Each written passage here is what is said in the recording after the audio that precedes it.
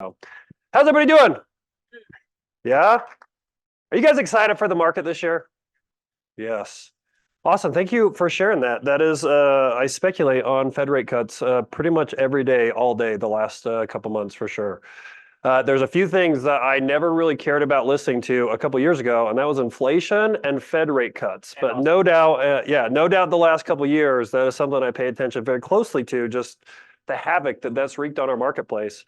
I wanted to talk a little bit about time. And again, just even kind of alluding to what the mortgage moment was about. Can you imagine what's going to happen if the Fed rate cuts a full percentage point on mortgages? Like we go from what? What are we today, Eric? Mortgages. So if we drop to 5.25, what do you think is going to happen? Yeah. Crazy, right? Yeah. I just, if any of you were on my market report, we went from, 6.5 million homes sold in the country to sub 4 million, like, in a 12-month period. And just all those buyers, all those deals you've been trying to hold together, like we even dropped 1%. The pent-up demand, I'm just excited for, and I know March could be the soonest, if not April, even if they do 3 rate cuts by September, October before the election, right? Like it's going to get bonkers fast. So if you're not managing your time properly right now, imagine just double the workload overnight. Like we've got to make sure that we're prepared for what may be coming down the road. And if you guys don't know, if you haven't heard this yet, I turned 39 last November. I turned 40 this November. So I had a goal to do 40 manly things over the next 12 months. And growing a beard, growing my hair out, it's one of those manly things. I might go skydiving, just like you did. Okay. I'm going to kill something. I got to kill something. I'm going to shoot my guns a lot. I'm going to go golfing. Something living. I may or may not have life insurance on the individual already. Just kidding. I'm going to get my 6-pack back. I'm going to go on a bunch of manly trips. I'm going to sleep in the wilderness by myself. I'm going to do at least one night, preferably in an improved campground up Provo Canyon. Just kidding. Just kidding. All right, so let's talk about productivity, okay? I've got a handful of things. Am I buzzing still?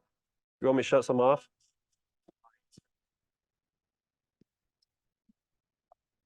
Hello. All right. So who's read the One Thing book?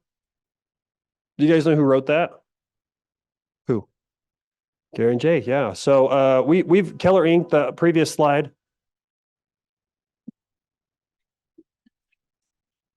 Sorry. All right. So let's talk about the One Thing. Who's really read the One Thing book? Who's read the One Thing book in the last year?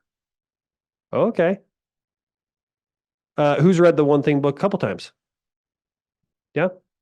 So the reason I mentioned the whole 40 thing, my 40 manly things, is I'm full-blown midlife crisis. If you've ever been in one of those, you realize you kind of almost cross over this threshold and you realize you don't have a lot of time left. Does anybody ever think like that? Like how fast life goes? Even kids. I was talking to Jackie. If Jackie's here, we were talking about our kids. I swear we blinked and our oldest kids were 0 to 13, like overnight, right? Anybody that's even had kids leave the house, the older you get, you realize how fast time goes. And I think even just the last, specific couple years for me, I've reinforced and realized that time is the most precious resource on the planet. Money's great, energy's great, having a cool car is cool, but like time is for sure important. And have you ever looked at just crazy successful people that just seem like they get everything done in a day or in a week or whatever? And you're always like, how the heck do they do that? Right.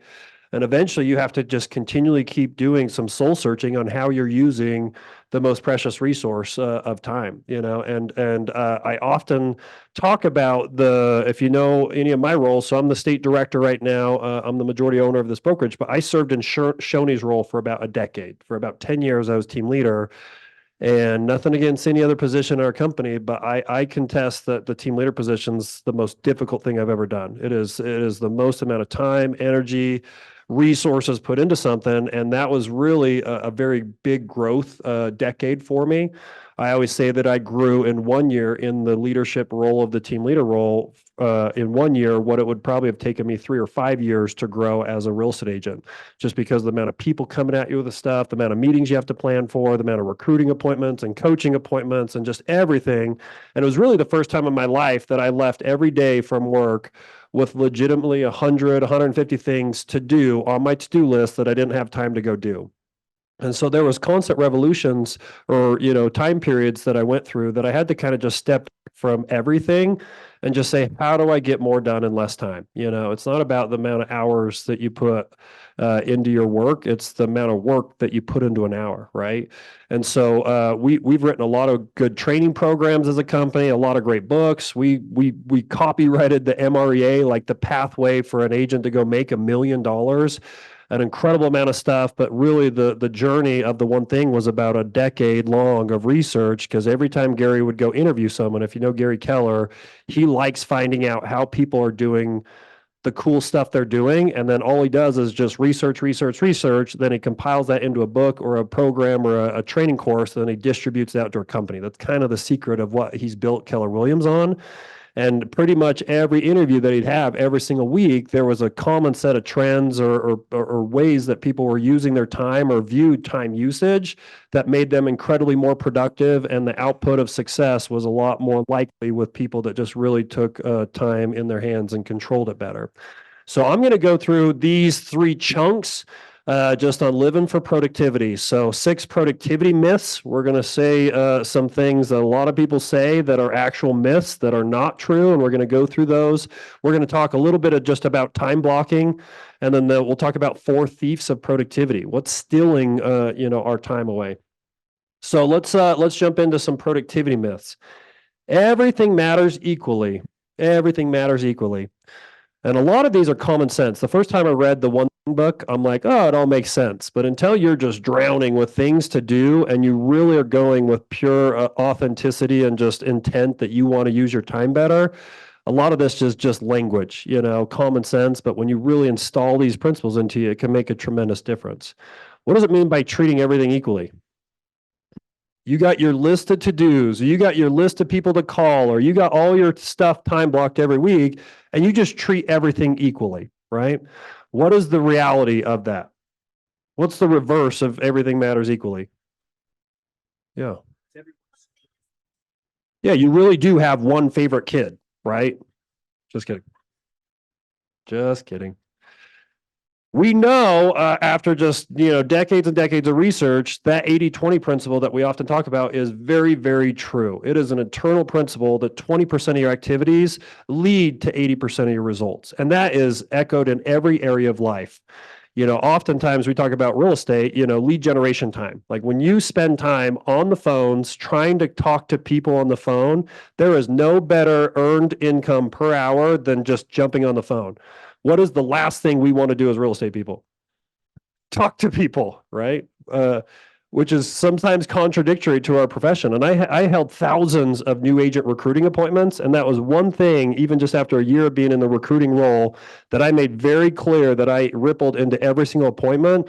As I clarified, this is not about selling real estate. It's about lead generating, right? Like if you're getting into real estate because you like watching HGTV, bless your heart, that's great. But if you don't understand that your real job is going out and finding business, then don't get into the industry, right? And again, 20% of your activities lead to 80% of your results. And you got to also just dig into every area of life and find what that means in that area of life. Like the health area of life for me, I discovered like 8 years ago. I realized if I worked out in the morning versus the evening, if I worked out in the morning, everything else was easier or unnecessary in my health area of life. When I wake up and I work out, I eat better throughout the day. When I wake up and I work out, I feel better throughout the day. I got more energy throughout the day. If I wake up and work out, I go to sleep better that night, right? So for some reason, I grew up wanting to be an afternoon or an evening worker outer. For me, the truth became if I just did that one thing in the morning, everything else was easier and necessary, right? You can think that way in relationships and money or whatever. Here's even just a traditional to-do list, right? You just make this giant list. Does anybody have a big old to-do list? Right now, if you looked at my to-do list, there's probably like 90 things on it I got to do this week. Not every one of those matters equally, right? There's could do, should do's, whatever. And the whole science every day, every week, when you go through your goal setting, is you're just trying to figure out what is the highest priority things that are going to have the biggest impact in your life. So I actually have two to-do lists. I have a to-do list and then I have a success list. So I have a to-do list that's just my dumping zone for everything. And then every single night, I just simply move the 1, 2, or 3 things to my success list that when I wake up the next morning, if I only accomplish those 1, 2, 3 things, my day is going to be great. Okay. And that's even just a quick management on your to-do list. And then again, just do it to the next step. When we talk about a GPS or a 1-3-5, 1 goal, 3 priorities, 5 strategies, right? But it all should just funnel back to what's the most important thing you can do. Next, Clay is a master at this now. With his headset, he could email, he can watch games, he could do all these things at the same time. Multitasking is awesome. Is that a myth? What's the truth? Yeah. So here's a great example. Sometimes this is why I lock my office door. You focus on your primary work, an interruption happens, right? You got to switch, you got to reorient it to whatever just came in your life, whether it's email, a Facebook message, your phone rang, your watch dinged, or whatever. I got to reorient, I got to handle that distraction. And now that I got to switch, I got to reorient back to my primary work, right? Whereas when you just simply time block primary work, eliminate all distractions, you're going to accomplish a lot less in less time, right? So of course that makes sense, right? But what does that mean for you in your life? Like one thing I learned 5, 6 years ago, I do not have social media notifications active on my phone. If you Facebook, Instagram, any of the social media platforms, I will get to it when I get to it, right? I won't know that you messaged me usually until the evening, because as soon as I click on one of those dang notifications, what happens? Poof, there goes a half an hour, right? Poof, there goes 15 minutes. Poof, there goes 2 hours for Jeanette. Oh, just kidding.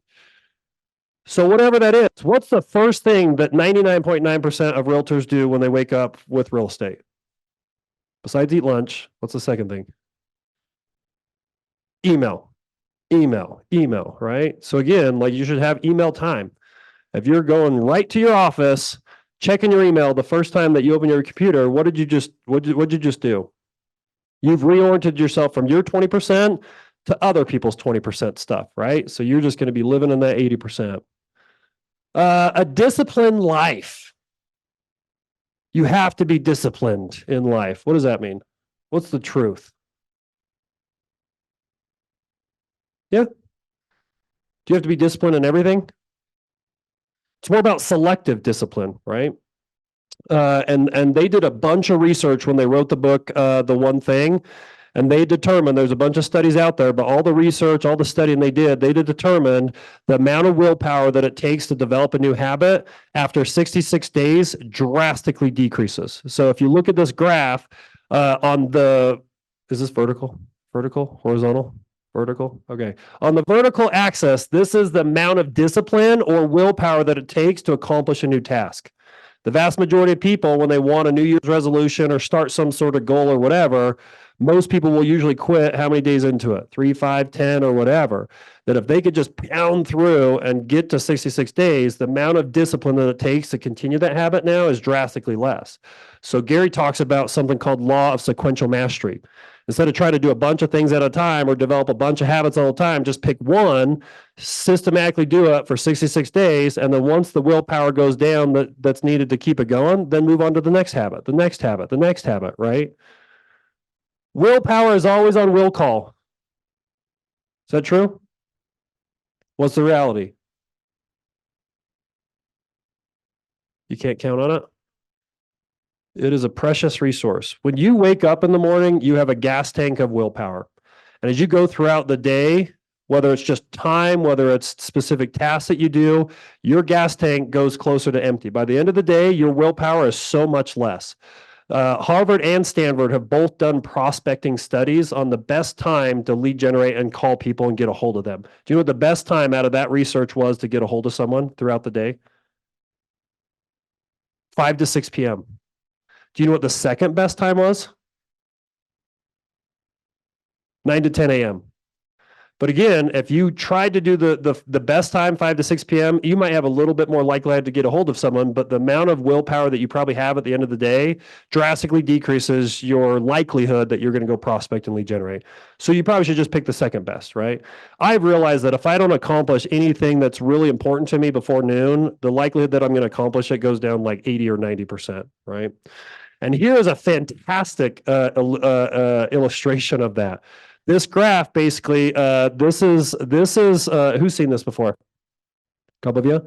This graph represents thousands of cases of people that are in prison going before a parole board and the percent likelihood that you get paroled. Okay, so these are people that are almost out of prison. It's up to a little board of parole people that say, hey, we're in agreement that you can get out of prison versus not. Up here at the top is a 60% likelihood that you're going to get paroled, regardless of your case, regardless of your crime, regardless of what you did. This is the probability on the time of the day that you go before the parole board on the likelihood of you getting paroled and getting out of prison. When you start the day before the parole board, no matter what your case is, you have a 60% chance of getting parole. As you go throughout the morning, case after case after case, listening to people feed you full of, garbage or whatever it is, going over all the details, pretty much before their mid-morning break, if you were the last case before the mid-morning break, you virtually have a 0% chance of getting paroled. And then they take a break, they have some refreshments, they eat something, whatever, boom, pops right back up to 60% chance. And then it goes down, afternoon break, pops back up, end of the day. So if you learn one thing from today, what is it? If you're going to break the law, you want to be first, right at 9 a.m. in front of the parole board. Isn't that crazy? Makes so much sense. Even when it comes to parenting, relationships, any other area of life, you have to realize that your willpower is a gas tank, right? And so whatever's the most important in your life, for sure, do it early on, okay? A balanced life. Is a balanced life true? Let's go have a balanced life. Dean, what's the reality? It's a myth. Wouldn't that be great? Balanced life. Here is the quantity of times that the words work-life balance ended up in print somewhere. Newspapers, magazines, articles, whatever. This is the quantity that the word work-life was published in an article in some sort of news publication. 1999, 2000, 2001, 2002, 407 times that year, the word work-life balance was published in a national article. Then it starts to jump up, 709, 908, 1120, 1312. What does that also correlate to the invention of? The cell phone, the iPhone, the internet, right? There was a time, if you're under 30, you have no idea what we're talking about, but there was a time that you didn't have to take your work home every freaking day of your life. Do you remember that? Crazy, right? So again, the whole concept of work-life balance have just been so out of balance with the invention of some of the technologies that we appreciate in life, right? So here's what we think life should look like. Work life in the middle, your life, you're just constantly going back and forth, back and forth, back and forth. Your work, right? Here's even work life at the extremes. But here's actually the reality and the goal of life. Is your life should be very close to staying in balance, right? Like if I leave out of town for a week without my kids, it feels devastating, right? Like I miss them so much. When I'm away from work for a week, do you think I still have that same level of miss? Probably not, right? And that's part of it is like your relationships in life, a lot of the most important things to you, you can't go too far away from being out of balance with that. Work can go in more extremes. You might go really hard, you could let off the gas a little bit, and you can still have a very productive, successful career in life, right? So a lot of when you talk about a balanced life, it's not about always having a balanced life, it's having a proper counterbalanced life, right? The last one is big is bad. Big is bad. Is big bad? The reality is big outcomes. It's not always about having a giant goal and getting to the accomplishment of that goal. It's having a big goal, so it forces you to set the plan that's going to help you or lead you to accomplish that, right? And who you become on that journey. So let's talk about time blocking. Who's awesome at time blocking? If you 1 to 10, 10 being you're awesome, who feels like they're a 10 at time blocking? 1 being you don't know what time blocking is. Who's a 1? Chen, yes. Colby, all right. Stay after class. Here's just 3 quick tips that I've got for you on time blocking. We don't have to go too far into this. Number 1, true principle in my life. First thing when I look at my calendar, whether it's on a week glance, a month glance, or I'm looking at my whole year in advance, your first priority should plan your time off. Why is that important? But we'll fit it in sometime, Jen, right? If I don't block my playtime rolling into a year, a month, or a week, the likelihood of me having that playtime just disappears, right? I really believe the bold law that work expands to the time allowed. And if you don't have some barriers on the other side, work just continues to fill your life.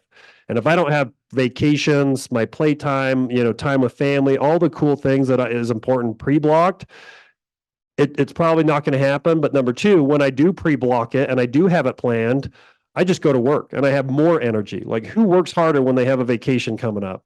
I do, right? It's just you have something great looking forward, so you're willing to commit a little bit more time on that. Number 2 principle is time block your one thing. I feel to this point, time management, if I followed you around for a week, I could probably tell you what your net worth is. The way you use your time directly has a correspondence to the way that you make money or your wealth. And number 1 is, are your 20% activities religiously time blocked on your calendar? If it's not on your calendar, doesn't exist, right? And then your last one is just time block your planning time. I actually think this is probably the most underutilized principle that people do, is they don't spend enough time away from their life thinking about and planning their life versus just like coasting in their life. And even me, I've tried to make it a purpose to have some time blocks for our agents and associates and whatnot to like come and attend things. Every single year, somewhere in November, I take an entire day out of my life, out of my schedule. I shut my phone off and I spend the entire day planning the next year out. My playtime, my work time, all my business goals, all that sort of thing. On a monthly basis, before I roll into the next month, I always take 3 hours. Usually just one random Sunday, I'll take 3 hours before the next month, and I'll have a little monthly retreat. And then weekly, usually Sunday night or something like that, I'll usually take 20, 30 minutes to make sure my week's fully planned. So if you don't have a weekly and a monthly and a yearly planning chunk of time, you're probably accomplishing a lot less than you could if you had a little bit more direction rolling in those time periods, okay? And then the last thing, 4 thieves of productivity, inability to say no. Does anybody have an inability to say no? Yep. No means no, Jason.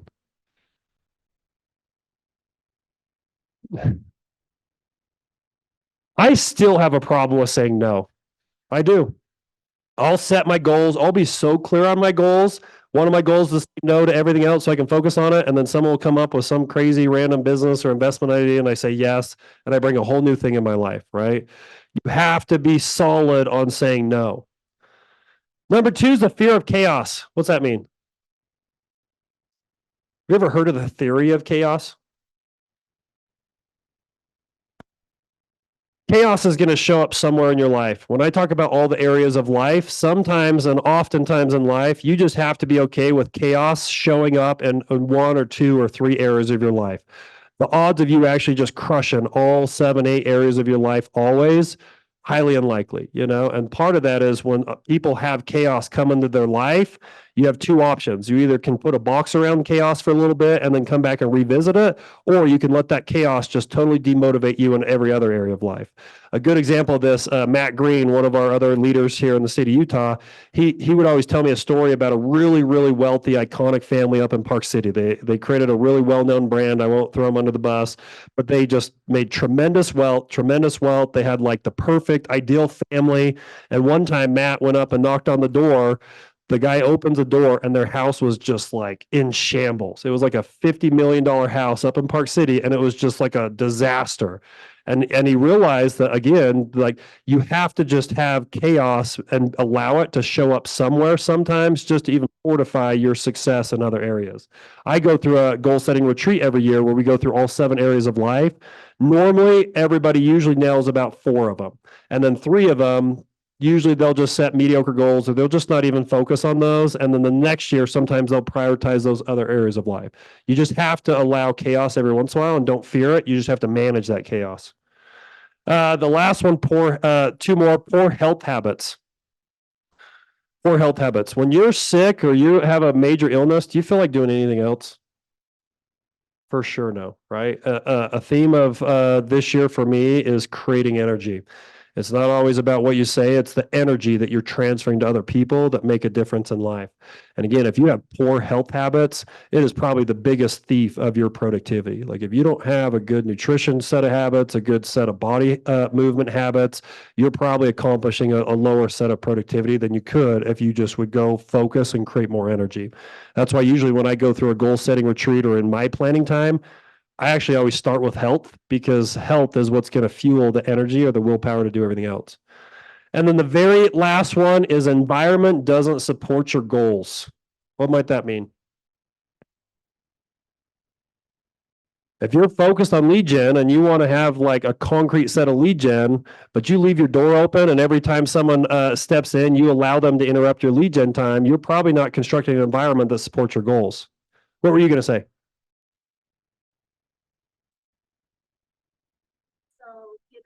Whether it's trying to be a better parent or business or whatever, we have to create an environment that allows us to be our best self. Yeah. And I think it's physical environment. I think it's a social environment. One of the things that I've always loved about KW is I mostly surround myself with like-minded people that want to go build things. You know, being at other companies, sometimes you could be around someone that might want to sabotage you, or if you succeed, they're mad about it or whatever, right? For sure. Cool.